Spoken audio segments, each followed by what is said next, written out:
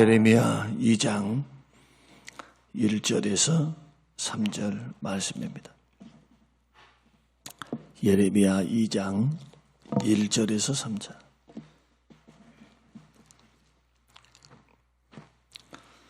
여호와의 말씀이 내게 임하니라. 이르시되 가서 예루살렘의 귀에 외칠지니라. 여호와께서 이와 같이 말씀하시기를 내가 너를 위하여 내 청년의 때에 이내와 내 신혼 때의 사랑을 기억하노니 곧 씨 뿌리지 못하는 땅 그 광야에서 나를 따랐음이니라. 이스라엘은 여호와를 위한 성물 곧 그의 소산 중 첫 열매이니 그를 삼키는 자면 모두 벌을 받아 재앙이 그들에게 닥치리라. 여호와의 말씀이니라. 아멘. 아멘. 오늘 본문의 말씀으로부터 이제 본격적으로 예레미야의 예언 사역이 시작이 되어집니다. 2장 말씀을 보게 되면 너희의 조상들이 여호와를 멀리했고 배반했다. 그런데 오늘날 너희들도 똑같은 죄를 범하고 있다.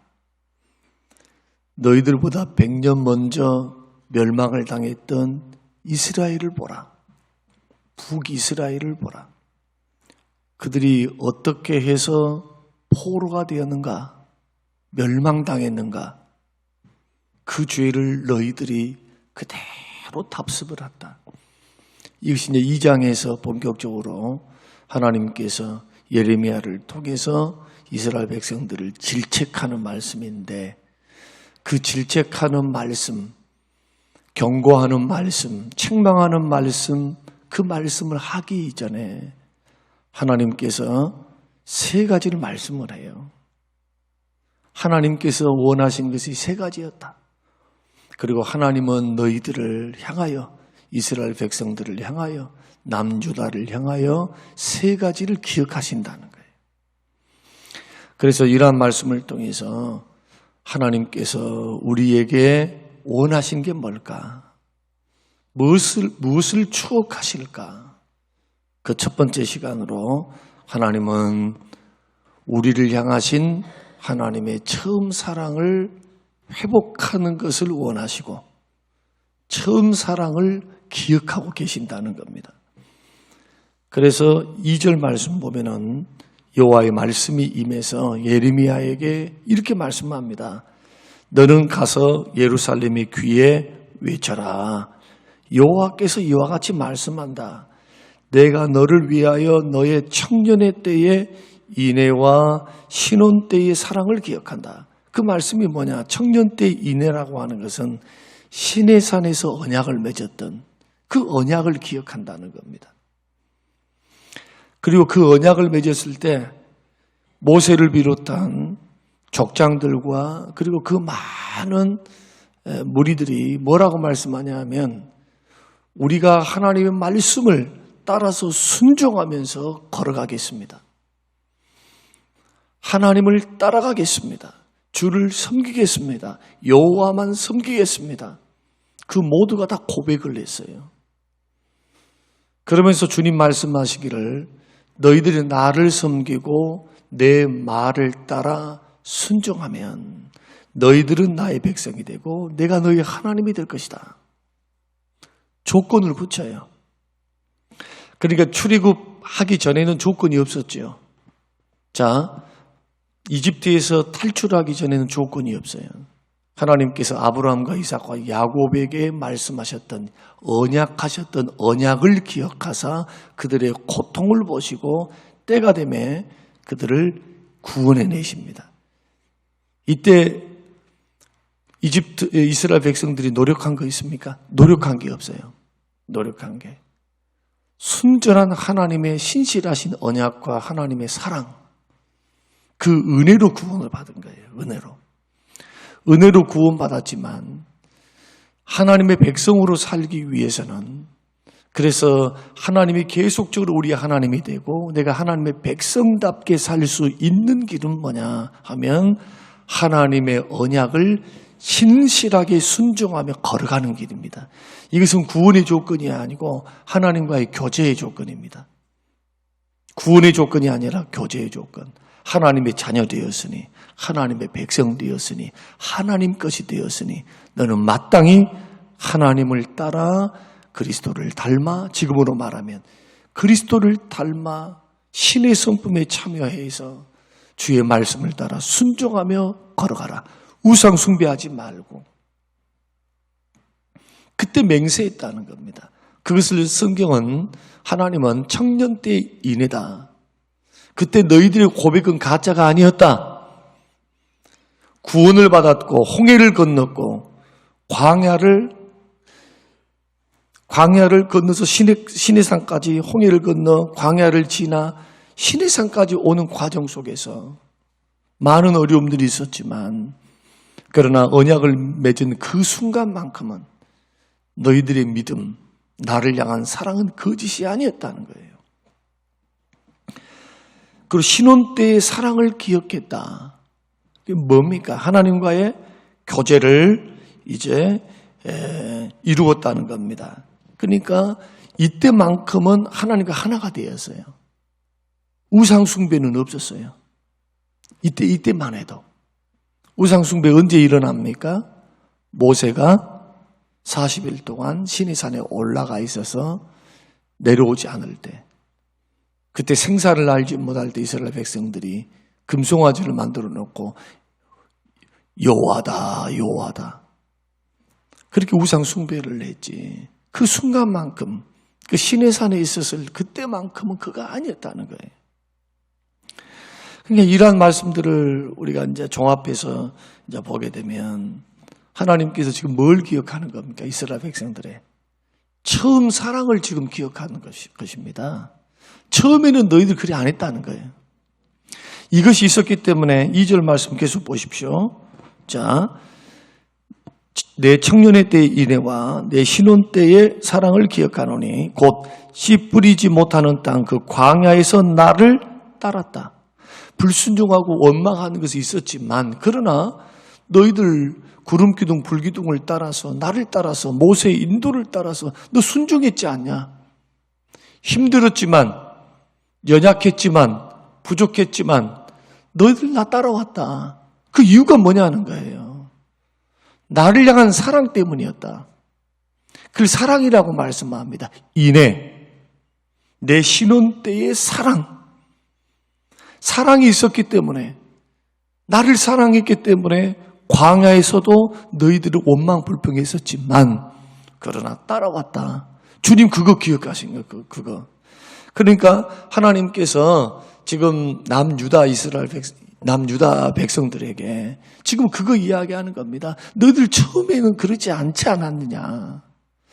처음에 너희 조상들이 그랬던 것처럼 나를 사랑했다. 그 처음 사랑을 회복하라. 이 말씀을 들으면 요한계시록이 생각이 나야 합니다.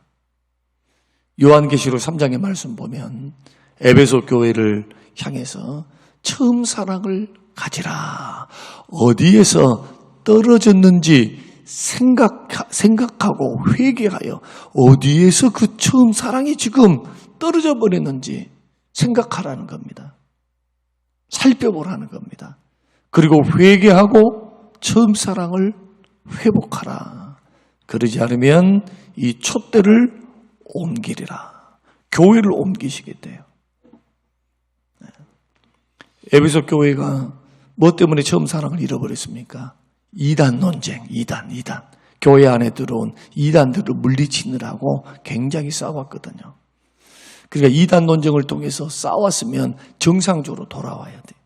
자, 자라보고 놀란 가슴 소뚜껑 보고 놀란다면서요. 그래서 철저히 발본색원에서 이단들을 축출했습니다. 그때 주께서 에베소 교회를 향해서 잘했다고 칭찬하십니다. 주님 잘했다고 칭찬을 해요. 그 부분에 대해서. 그러나 반대 영상으로 뭘 잃어버리느냐? 사랑을 잃어버린 거예요. 사랑이 식어진 거예요.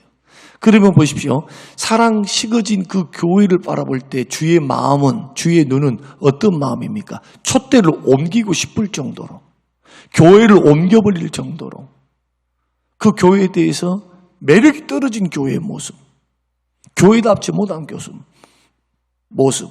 그러니까 성경 지식도 알고 뭔가 열심도 있는 것 같고 주를 사랑하는 것 같기도 하고 최선을 다해서 뭘 하는 것 같기도 하는데 그 마음속에 냉랭합니다.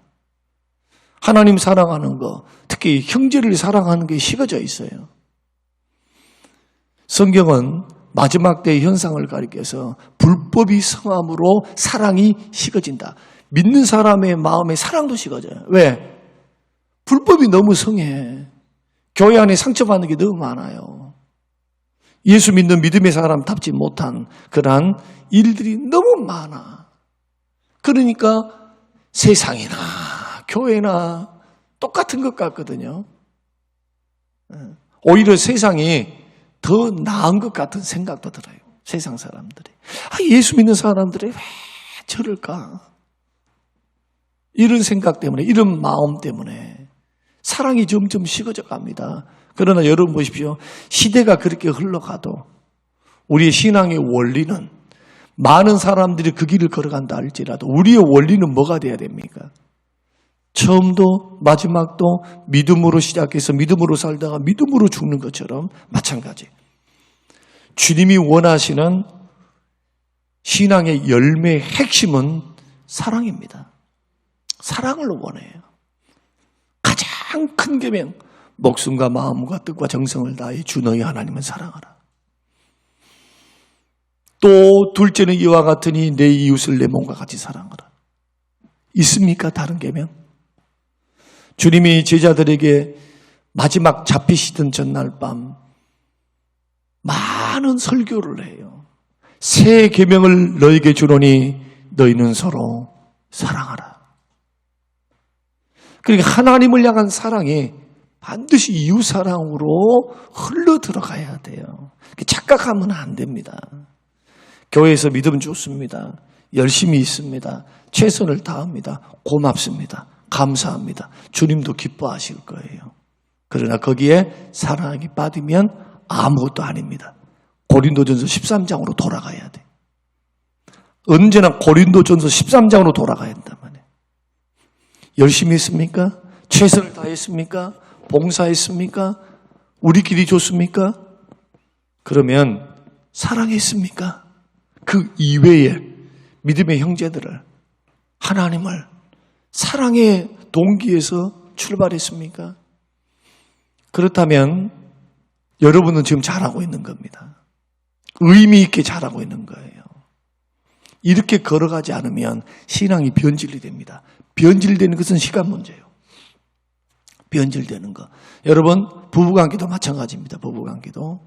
부부관계, 아이고, 자기 좋아, 나도 좋아, 자기 없으면 못 살아.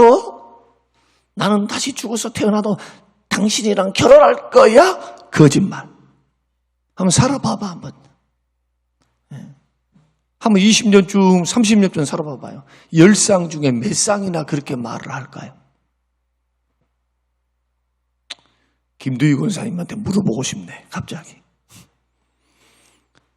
나는 다시 태어날 수만 있다면 김용석 장로님이랑 다시 결혼합니다.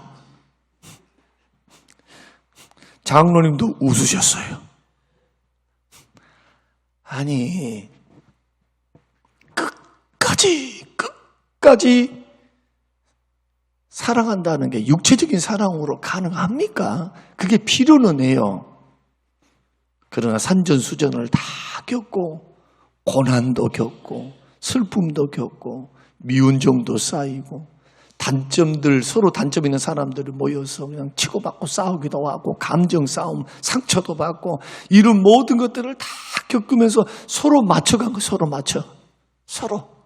특히 예수 믿는 사람들은 서로 맞춰가면서 자기 부족으로 인식하고 더 하나님 앞에 매달리며 기도하며 하나 되게 하신 것을 힘써 지켜가는 부부가 한 몸이니까 그런 과정 속에서 하나님을 사랑하기 때문에 가장 가장 가까운 내 가족, 내 남편, 내 아내를 내 몸처럼 사랑해가는 그 사랑해가는 헌신을 통해 언약의 신실함을 통해서 사랑이 어떻게 됩니까? 열매를 맺어가는 거죠. 참는 거예요, 참는 거. 그 사랑에서 고린도전서 13장에서 사랑은 제일 먼저 뭐라고 말합니까? 오래 참는데. 사랑이 뭐대요? 자기 좋아. 나도 좋아. 당신 없으면 못 살아. 날마다 보고 싶었어. 그건 한 2, 3년쯤 지나면 안 그래. 집에 가서 직장에서 일하고 있는데 아내가 계속 전화를 합니다. 자기 보고 싶었어. 언제 들어와? 3년, 4년 지났는데 밥을 잘못 먹었나? 점심을 잘못 먹었나? 스토커야? 의부증이야? 어째 이 새벽에 좀 웃어진가요? 정신 나갔잖아요. 일하고 있는데. 우리는 그것을 사랑해라 그렇게 말을 안 해요. 집착이다. 그 의부증 아니야 이거. 어느 정도 시간이 지나가면 이러한 육체적인 사랑은 점점 식어져 가는 건 사실이에요. 그러나 연단과 훈련을 통해서 자꾸 그리스도를 향한 주의 사랑을 내 마음에 품고 주신 그 은혜를 기억하면서 환경을 어떻게 해나가는 것입니까? 환경을 이겨나가는 겁니다. 오래 참아가면서. 그래서 하나님께서 내가 너의 처음 때, 청년의 때, 신혼의 때에 그 사랑, 그 인애를 내가 기억한다 했을 때는 첫사랑이거든요. 그러면 이제 첫사랑 이야기를 잠깐 해볼게요. 그래야 여러분 이해가 되는 겁니다. 남자들은요, 여자들하고 달라요. 남자들은 첫사랑이 죽을 때까지 가요. 진짜로. 처음 사랑이.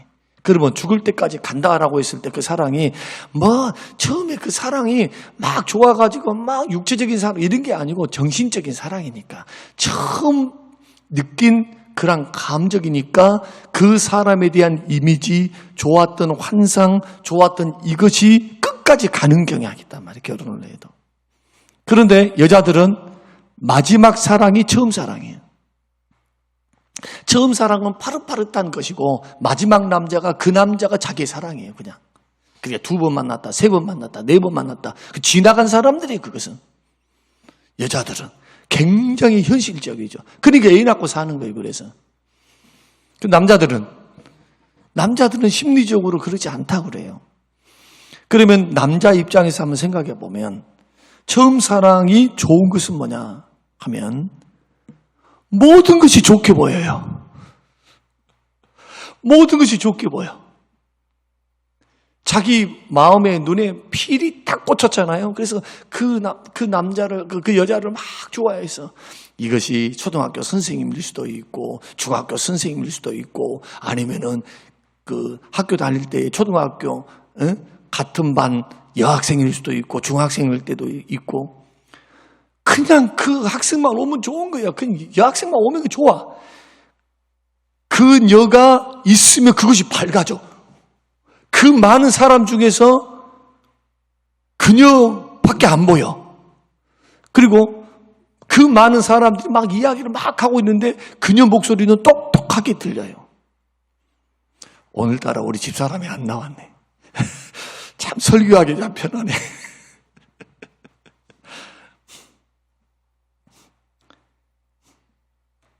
그리고 처음 사랑이 좋은 것은 그렇게 해서 만약에 둘이가 만난 사랑이 시작됐다 하면 단점도 장점으로 보여요.